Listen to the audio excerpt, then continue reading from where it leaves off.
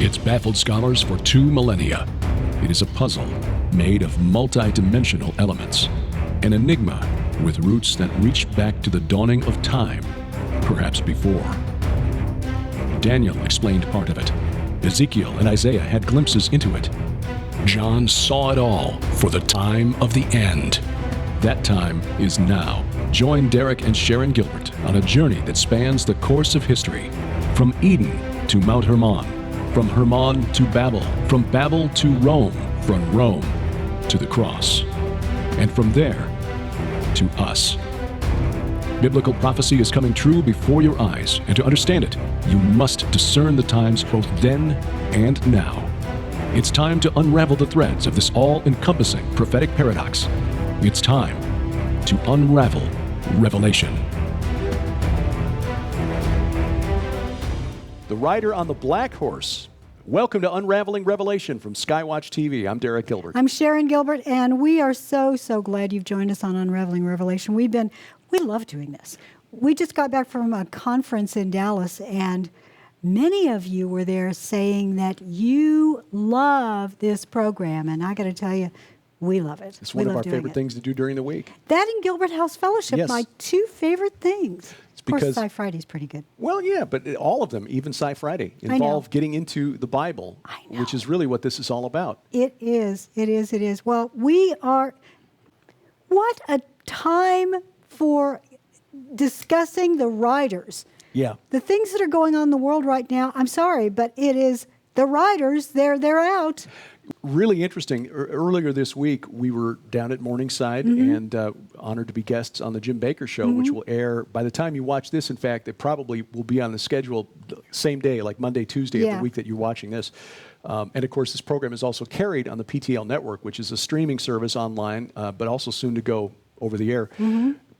One of the things that really drives Jim Baker is the study of the book of Revelation. Yes. And while we were talking about our book, Veneration, which goes back all the way to Genesis 6 and shows how the incident from Genesis 6, verses 1 through 4, is woven all through the Bible, including the book of Revelation. Yes.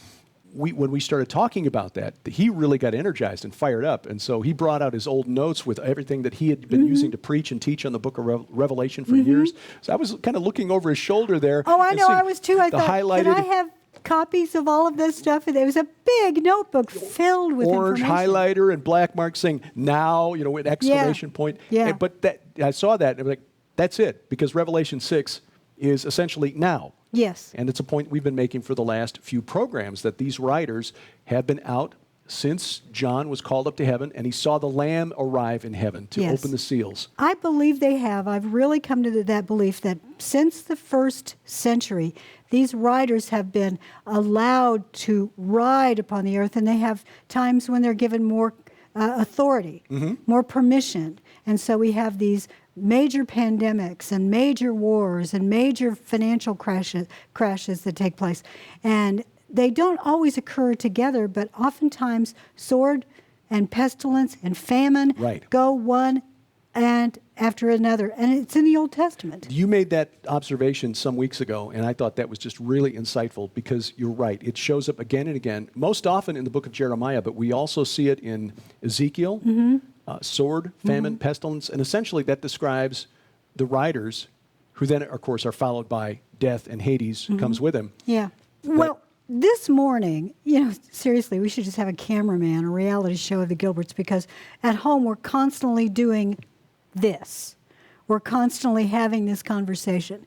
But this morning at home, we were discussing these riders. Yes. And trying to figure out, because we know the name of the fourth rider is Thanatos. We know that Hades, another entity, is with him. So it follows logically that the first 3 are also entities. We're just not given their name, but I think we're given the other names to give us clues. But Thanatos is a psychopomp. He's someone that is a liminal character that takes you to the other world. Right. What if all of them are psychopomps?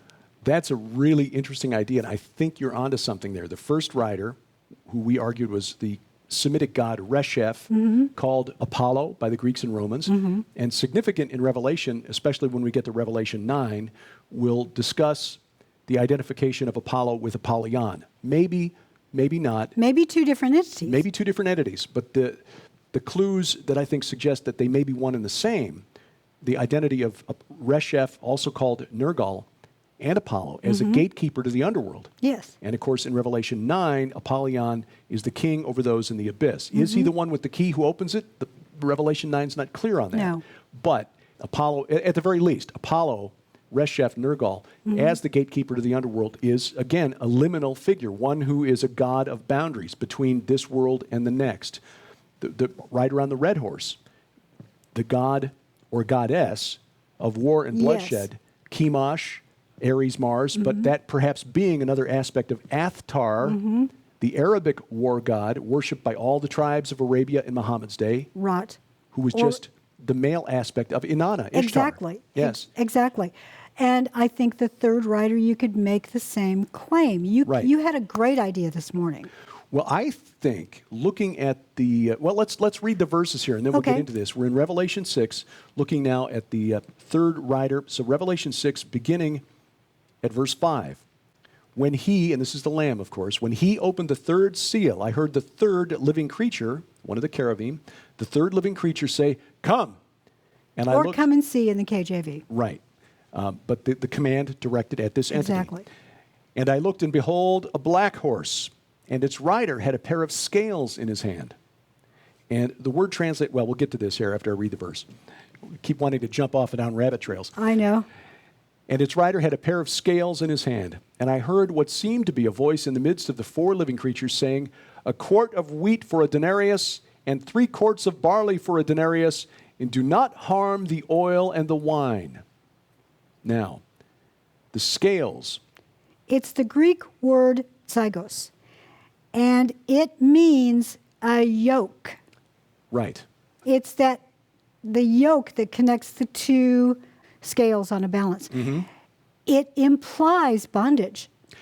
And economic bondage, I think, is even Yes, I think so a too. tighter definition here. And we're certainly living in that age, in that era. It also implies that the scales may be part of the of a rationing program, which we've not seen here in the United States since World War II. Our grandparents would certainly remember what it was like in those days. Oh, yes. Well, during the first great influenza, the only great, well, actually, there were several outbreaks. There were 3 of them. But when what we call the Spanish flu H1N1 broke out in 1917 and then ran around the world in 18 and 19, that was during a great war. Right. And there was a great famine and great rationing at that time. So we've got that aspect of it. You know, the economic difficulty and hardship. Certainly, famine is implied by this rider here. The quart of wheat for a denarius, and a denarius was a day's wage for a laborer in those days. So think about that: a quart of wheat for 1 day's pay. See, this is one of the things I found surprising during the period of history called the Uruk expansion, according to the dates used by archaeologists, say about 4000 BC to about 3100, 3200 BC, the period when the city of Uruk, Nimrod's kingdom, dominated the Fertile Crescent in Mesopotamia. They found that the previous civilization, which is called the Ubaid period, produced really fine pottery, decorative and well-made and glazed. And, here it is, 5,000, 6,000 years later, and we're still able to find some of those. You see them in museums all over the world.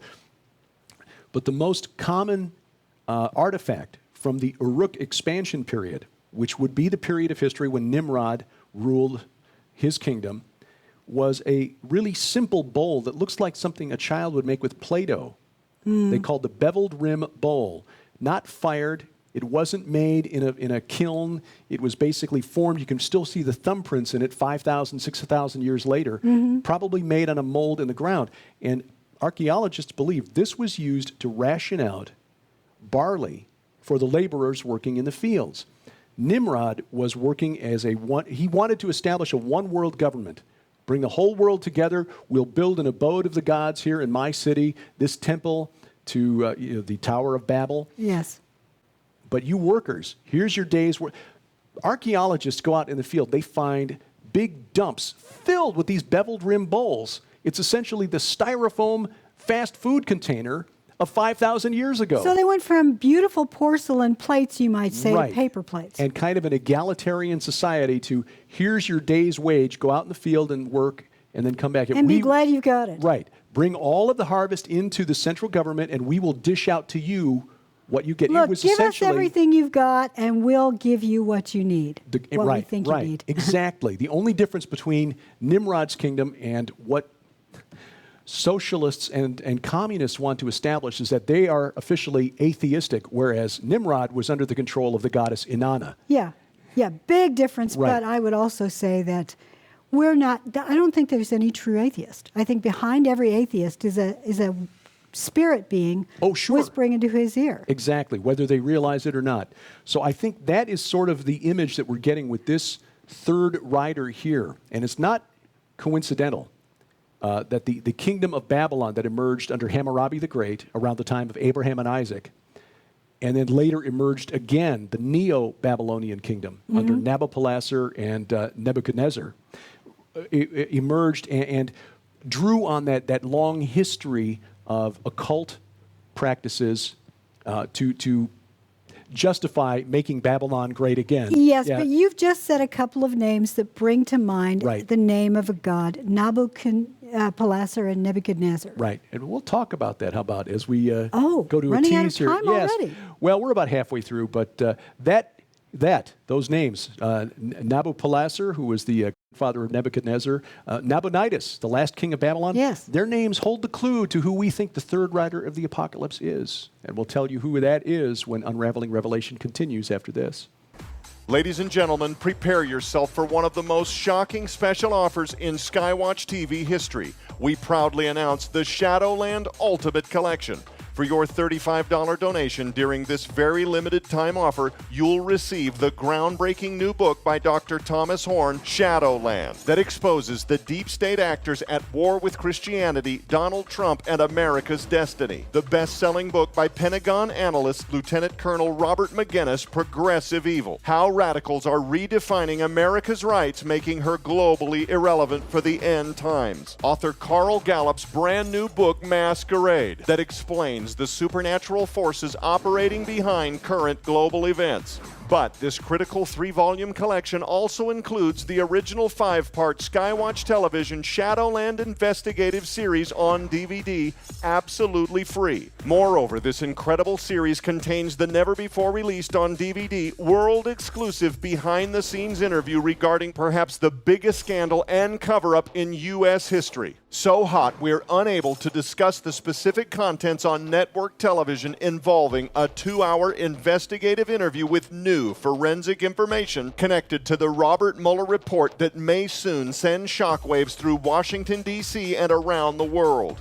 But we're just getting started. The Shadowland Ultimate Collection also includes the brand new, never-before-released audio series by Dr. Thomas Horn himself, The Hidden Occultism of Epstein's Orgy Island. What demonic atrocities were going on at Epstein Island, and who were the high-powered individuals involved in some of the darkest occultic activities the world has ever witnessed. The contents of this mind-boggling 3-part exclusive audio series are far too sensitive for network broadcasting, and are directly from the private vault of Dr. Thomas Horn, available nowhere else.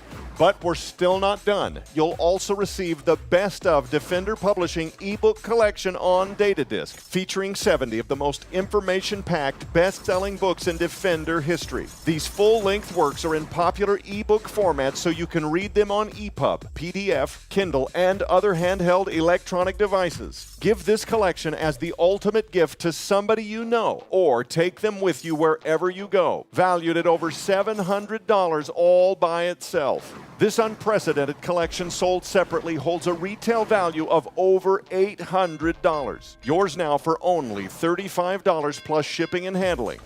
Don't miss this once-in-a-lifetime Skywatch TV exclusive offer, the Shadowland Ultimate Collection, available now at skywatchtvstore.com. Order online or call 1-844-750-4985. Welcome back to Unraveling Revelation from Skywatch TV. I'm Derek Gilbert. I'm Sharon Gilbert, and we are discussing all things Third Seal. Yes.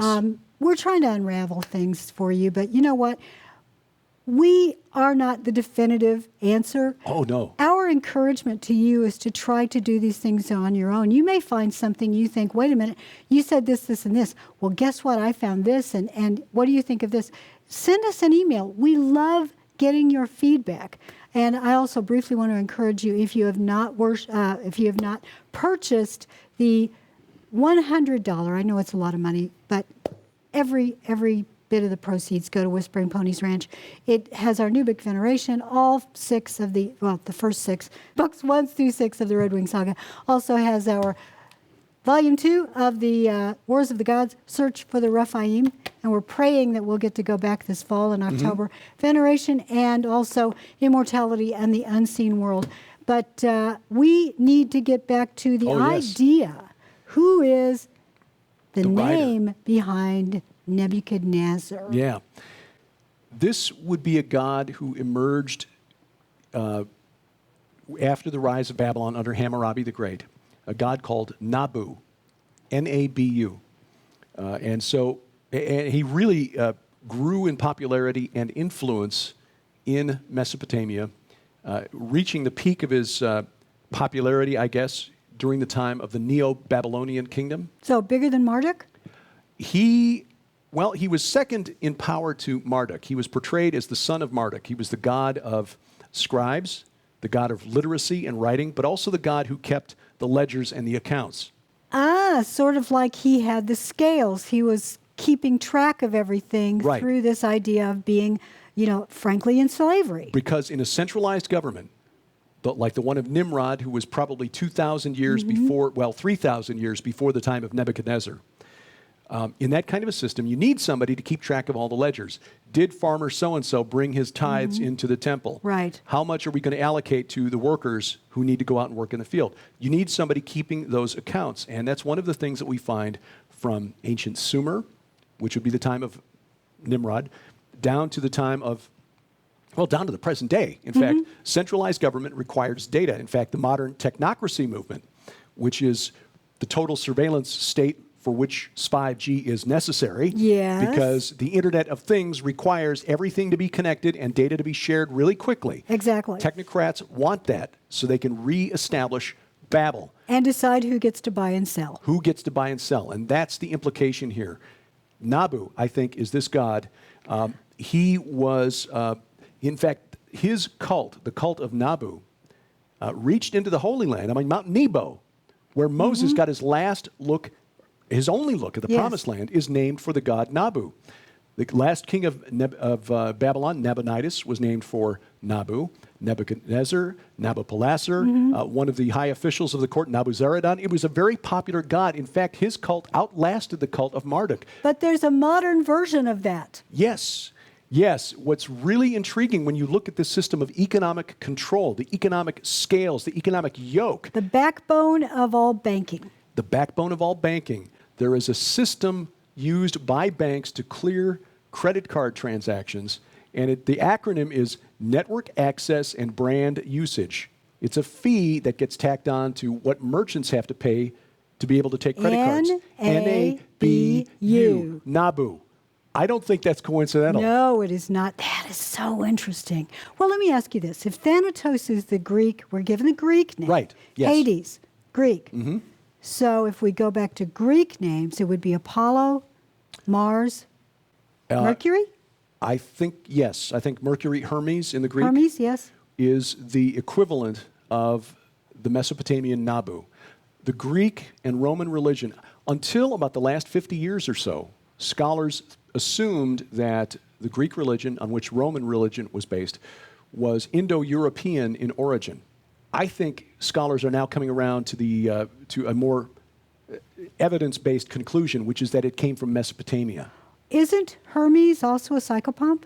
Hermes is also a psychopomp, yes. He is it's a soul guide, essentially, one that takes the souls of the dead to the afterlife, transports them to the ferryman across the river Styx. So if all 4 riders plus Hades, all 5 entities, are psychopomps who have to do with crossing from one realm to another, perhaps beginning in the 1st century, their ride they started opening portals, just one at a time, That slowly easing their way until finally all hell breaks loose. that would be their role. Now, of course, they can only open what God allows them to open. Exactly. So exactly. we're not saying that they've got some special power here, but But other I than think what the God fallen allows. realm is so full of themselves that they assume that, look, we're pulling one over on God. Yeah, yeah.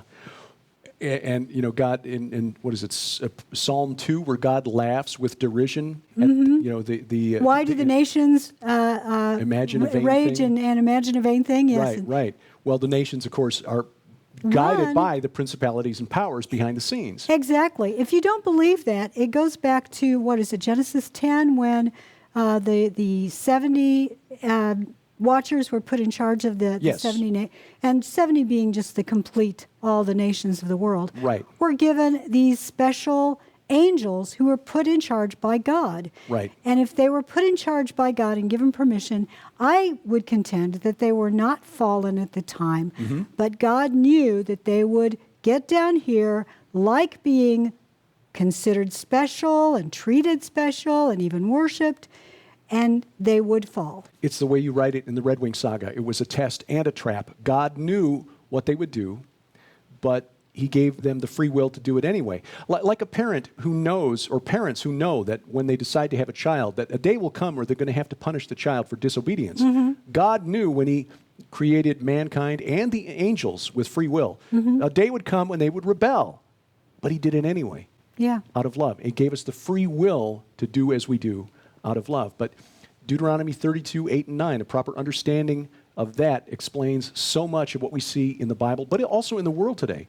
When the Most High gave to the nations their inheritance, when he divided mankind after Babel, he fixed the borders of the people according to the number of the sons of God. Now, most English translations, as you know, translate that Israel, but the oldest texts, including the Dead Sea Scrolls, the Septuagint translation, make it clear that what Moses was referring to here were those angelic beings who God placed as caretakers, as guardians Exactly. over humanity.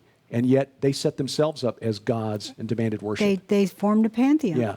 But verse 9, Yahweh's portion, the Lord's portion, is his people, Jacob, his allotted heritage. Amen. And Deuteronomy 4, verses 19 and 20. This is, again, foundational to really deeply understanding the Old Testament and even the book of Revelation, and why we're interpreting the writers of Revelation as actual entities.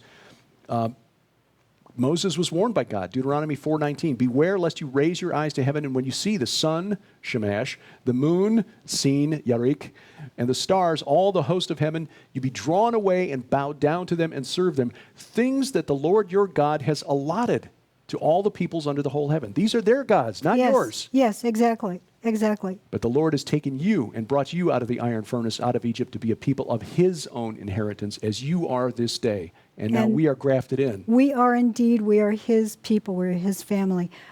Really quickly, on Sci Friday last week, we promised that this show would include a discussion really quickly of Psalm 91. Yes. I think we're going to have to finish that next week. But Psalm 91 is all about his protection of us against these entities. Right. And in a time like this, when this disease is spreading, this is so relevant. Psalm 91, just read and analyze a little bit as we go. Just a little. How much time do we have? We got about 4 minutes. Oh, let's go.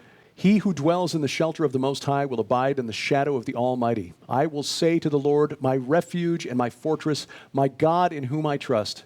For he will deliver you from the snare of the fowler and from the deadly pestilence. Pestilence is the god Dever, an ancient Canaanite deity worshipped 1,000 years before the Exodus. He will cover you with his pinions, and under his wings you will find refuge. His faithfulness is a shield and a buckler. You will not fear the terror of the night, Pakad, another Canaanite deity, nor the arrow that flies by day. Resheph, the plague god, spread his plague with arrows. Nor the pestilence that stalks in darkness. That word again, Dever. Nor the destruction that wastes at noonday.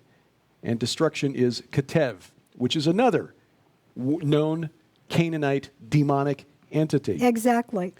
I love it. He is promising us that he is going. If you look at these writers and you feel fearful, Yes. then understand that he is allowing these things and he will protect us against what they're doing. It is those who do not have Christ's blood covering them that are the ones that need to fear. Right. And the key verses here are the ones that follow, beginning at verse 7. 1,000 may fall at your side, 10,000 at your right hand, but it will not come near you. You will only look with your eyes and see the recompense of the wicked, because you have made the Lord your dwelling place, the Most High, who is my refuge. No evil shall be allowed to befall you, no plague come near your tent. For he, and Satan I love quoted this to Jesus Yes. during his testing in the desert. For he will command his angels concerning you to guard you in all your ways. On their hands they will bear you up, lest you strike your foot against a stone. You will tread on the lion and the adder, the young lion and the serpent. And You will- the dragon. Yes, Tanin, the dragon, you will Yes. trample underfoot. This is not Powerful. only a promise to us, but it's also prophetic about Yeah. Christ, how he will crush the head Right. of the chaos dragon. And this, of course, doesn't mean that bad things will never, ever happen to No. us, because bad things in our lives obviously happen to good people at Those times. that he allows to get through, they are for his reasons, and you have to trust in him for that. Right. But ultimately, our destination will not be sidetracked by these entities who want to destroy us for all eternity. This mortality, this mortal flesh, will someday crumble away. Exactly. But we will put on immortality. 1 Corinthians 15. When the last trump sounds, we shall not all sleep, but we shall all be changed. And In a that's- moment, in the twinkling of an eye. And that is what we look forward to. And that's why we wrote the book Veneration, because it's all about this long war between these half-breed children of the of the angels who created these Nephilim to replace us on Yes, this earth. the demons and also the watchers who've been put in charge of the nations. They hate us and they hate the Lord. And that is, their doom has already been prophesied, and we write about that in the book. There are some hidden prophecies, because in the English translations, we kind of lost the supernatural sense of the Bible, which is ironic, because as Christians, believing in an invisible entity who spoke everything into existence, who literally rose from the dead, believing in the supernatural should be our default setting. And yet we've lost that. And so we've lost the importance, the significance of this war going on around us. And so our faith is, whatever's good for you is good. It makes more sense. It's more real to you. It takes a higher priority when you understand that we're in the middle of a long war, but the end has been foreseen. Amen. Put on the very best personal protective equipment that you can ever find, and that is the armor of God. Ephesians 6, my friends. Amen. Thank you for watching. With Sharon Gilbert, I'm Derek Gilbert, and this is Unraveling Revelation from Skywatch TV.